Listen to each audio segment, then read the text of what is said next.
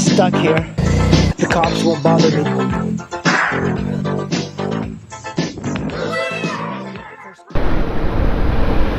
See, that's the thing. You can be a fast driver or a fast motorcycle rider. Doesn't make you a good one. And a lot of times you see this more with cars. Car drivers drive fast because somehow they think they're fast, but they're not fast. They're just driving fast. There's a big difference between being fast and driving fast.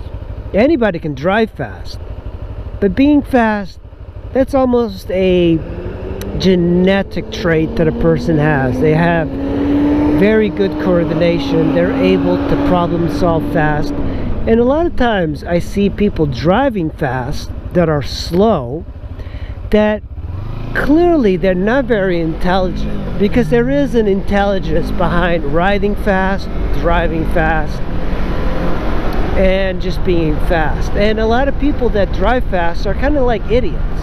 They're stupid people that drive fast that don't know that they're slow.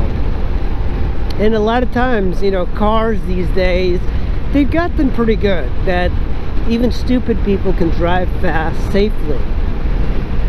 But that's why I kind of enjoy stupid people to ride motorcycles fast, because they're just going to kill themselves. But in a car, the same stupid person would be driving fast and potentially could be killing someone. So I'm all about people getting into motorcycles because it's a good way of kind of weaning, you know, they'd say the Darwin Awards. That's kind of what it is, you know. I think people might be looking at my videos and going, yeah, you deserve a Darwin Award. You should be dead. And most likely that is the case, but I'm just talking about other people, a general observations. I think that's why a lot of times riding in town slow, it doesn't mean that you're slow, but I think a lot of people are so stupid that they actually think because you don't want to ride fast like around town or in the Beltway, that you are somehow this person that's incompetent behind the wheel or behind a motorcycle.